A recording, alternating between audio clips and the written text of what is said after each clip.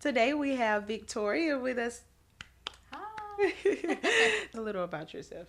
Okay, my name is Victoria Finkley. I'm an only child. I'm from Mobile, Alabama. I'm a dance teacher and I'm a children's book author. Woo!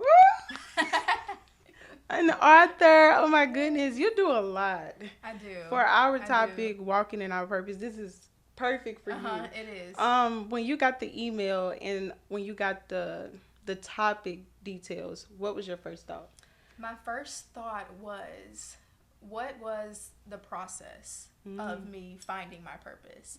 And I feel like a lot went into that. Mm-hmm. Spending time in God's Word, talking to God, asking Him.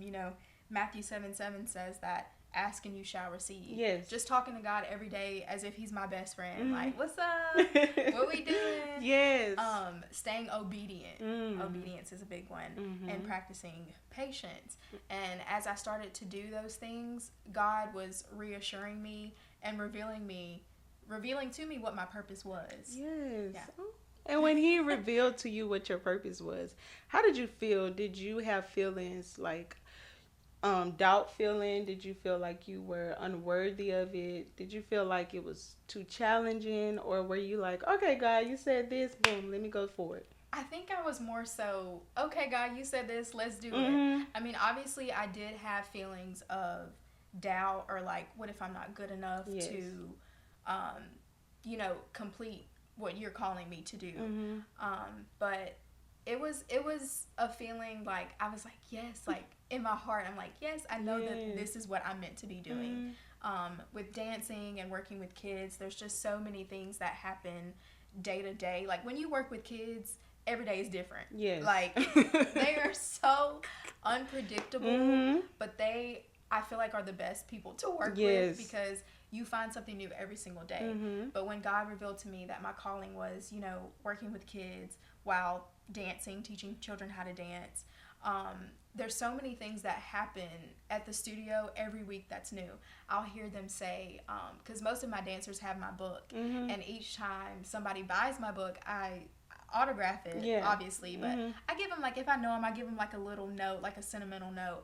And I overheard two of my dancers say, did Miss Victoria write a message in your book? And she was like, yeah. And she was like, oh, she wrote one in mine too. And I acted like I didn't hear it, but I actually did hear it. And it's like little things like that Mm-hmm. that reassure me, like, I'm right where I need to be. Yes. And I'm doing what I'm supposed to be doing. So Mm-hmm. that makes me really happy. That's good. Oh my goodness. So can you go deeper into your book? What made you want to write a children's book? Well, I knew that I had a unique dance story when it came to dance because most people, when they start dancing, their parents put them in at a really young age. Yes. So, like, they usually start around, like, ages 3, by the time you're potty trained. Yes. So, I actually started out doing gymnastics, and I hated it. I absolutely hated it because it's just, like, the music was so loud in there, Yeah. and it was just, like, all of the bars and the foam pits. It wasn't my style. I was like, Mama, I want to go home. I don't think I can do Yeah. this. And so my mom actually, she did put me in dance at an early age. But when I got there, I was too nervous. I was like, I don't think I'm ready. I'm still young. Like, I was attached to Mama. I was like, I don't think I'm quite ready for this yet. So she took me home. We kind of sat with it. She talked with me. She was like, I think you should do it. I feel like this is Yeah. God's calling on your life. And she took me back. I believe I was like 7 or 8 when she took me back. And surely enough, I fell in love with it. Aw. I heard the music and my body was like, yes, this is what I'm supposed to be doing. That's where I met my lifelong friends. That's where it just seemed perfect. It seemed Yes. right. And it's still something that I'm doing today. And I knew that my story was unique because I did start at a later age. And I wanted to share that. I knew I loved to dance. I knew that I loved working with kids, and I also loved reading. And so, yeah, I just felt like I was like, I need to share this story that Yes. although you can be nervous about trying something new, it's still attainable. It's Yes. not like it's something that you can't achieve because it's your first time trying something. So, yeah, that's why I wanted to write my book. I'm sorry. You're just inspiring me in so many thank different you. ways. When we talk about walking in our purpose, it, like you said, if it's your first time doing something, it can be a little challenging. It can be a little, you can get nervous by doing some things. And just seeing you walking your purpose so gracefully, it just inspires me to continue to walk in my purpose. Thank you. And I love what you're doing with the kids, your book. It's just amazing. Thank like I'm you. giving That you means your a lot. flowers. Oh, thank you. You're gonna make me cry. Don't cry. Don't make me cry. Don't cry. Thank you so much. But yes, because I've known you for a long, a long time. So just seeing both of us just sprout up and do Yes. something, walking in our purpose is just amazing. It is. Have you ever been in, your season of walking in your purpose and you felt discouraged? Oh yeah. Yeah. Because it's also a desire of mine to go into pro dancing, whether that's NFL or NBA, and there has been some rejection there. Yeah. And I feel like a long time ago, I struggled a lot with rejection because at first I was like, God, why is this happening? Yeah. Like, why are you making this happen? Like, I thought I was fully capable of making this team, or I just felt ready. Like, I felt like it was my season to be on this particular team. Like, why did this not come into fruition? And then I started to realize that everything happens for a reason. You may not know it right then and there, but eventually you will know why. Yes. And God does know. He knows what's best for you. Even when you feel like you know what's best for you, no, He knows what's best for you. And like James chapter 1 verses 2-4, count it all joy. Yes. I noticed that your trials do make you stronger. Yep.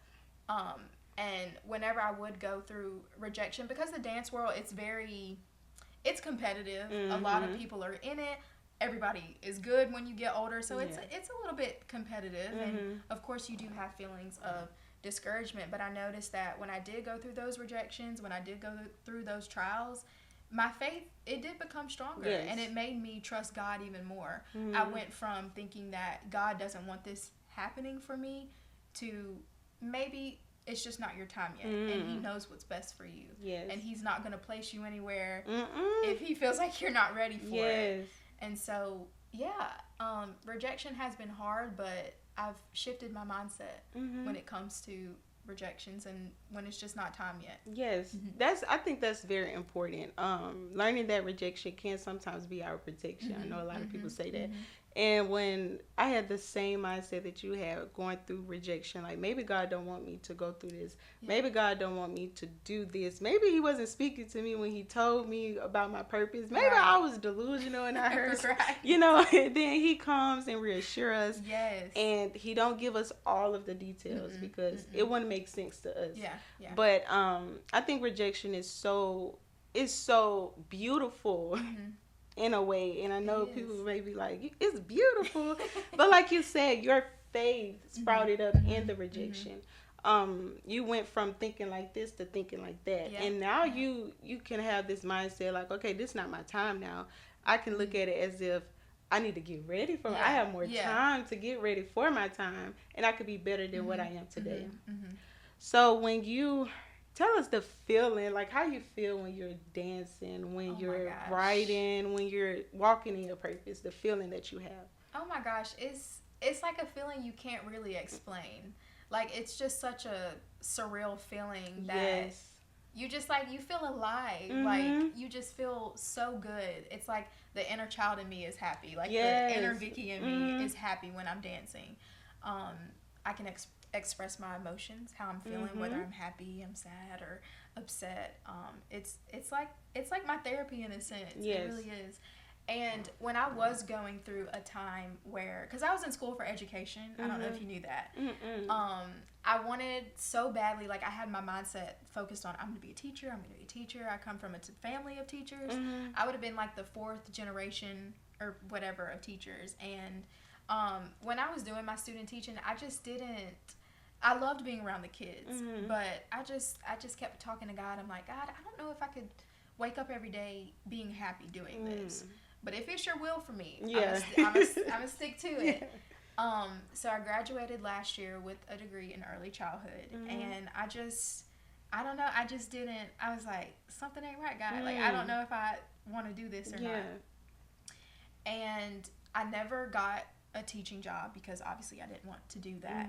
But the minute I started doubting where I was headed is the minute that he started to open doors for me. I got a dance teaching job at the studio that I used to dance at, which was a blessing. I also got a dance coaching job at the elementary school that I went to. And that was like a full circle moment for me because I never saw that happening. And when I was in elementary school, we didn't have a dance team. Yeah. And obviously, I wish that we had one. And it's amazing how God works because, like I said, you may not see where you're headed, but he knows exactly where you're headed, and you just have to trust him along the way. And so it's just a beautiful full circle moment that I'm able to go back to the school that I went to. Yes. Although I wasn't a dancer there, I'm now an assistant coach there. Wow. And it's like I can inspire and be there for those girls and uplift the dance program at that school. And it's just it's a feeling like no other, and I love that I'm walking in this right now. Yes. And you know what I want to do with my life, I want to have a dance studio, like my own dance school when I grow up. And I just said, God, if this is for me, like, give me some reassurance. So one day I was cleaning out my room, and me and my parents were cleaning out our garage, and I found this journal that I had from when I was a little girl. I opened this journal. This was like a few days ago after I said, God, I want this dance studio. If it's your will, let it be. Yes. I open up this journal, and I find pages of a dance studio that I had drawn out. Wow. It said Miss Vicky School of Dance. I had the building drawn out. I had the layout of how the building was supposed to be, the colors that I wanted. I had dances already made up. I had just a whole system of how I wanted it to be. And I was like, wow, it made me emotional. Like, it's amazing how God works. Yes. And how he will reassure you and let you know you are right where you need to be, and you are headed where you need to be too. Yes. Oh, that was so beautiful, girl. Oh my goodness. Girl, it said Miss Vicky School of Dance. I fell out. I was like, oh my gosh. Oh, that is so beautiful. I can't wait to see all of it. Oh my goodness. But when you were talking about how it feels walking in your purpose, I always say I could do this forever. Yeah. That's my definition. Like, I could do it forever. I wake up, I dream about it, stay up all night trying to see how I can do this, how I can perfect that. Yep. And it's a passion that I never thought that I would have because like going to college, I was going to the path of nursing. I thought I wanted to be a nurse. I was like, I want to help people. Yeah, yeah. And God was telling me, like, that's not the only way you can help people. Yeah, there's other ways. And I just thought that was like the only successful way to do it, you know, help people, be a nurse, boom. But when I came home from college, it's crazy how your story, it just reminds me of mine because you started opening doors for podcasts, you know, things like this. And I was like, you're doing a great job, girl. Thank you. I was like, I'm scared, you know, I don't know about that. But now it's just, oh my goodness, I could cry. I just love it. And I'm glad that he chose me. You know, I feel all kinds of things right now when I think about him choosing me for a purpose like this, because all of the like when you have a purpose, it is a huge thing. It is so big. It is. And many people may not look at it how we look at it. Yeah. But the feeling that we get waking up knowing that I have to walk in my purpose. I have to do something that I love. Like, you didn't get that feeling when you were trying to teach. Yeah. In the beginning. Yeah. But when you walked into your purpose, it's like you can do this forever. Yeah, I could. And it's amazing when other people see it on you too.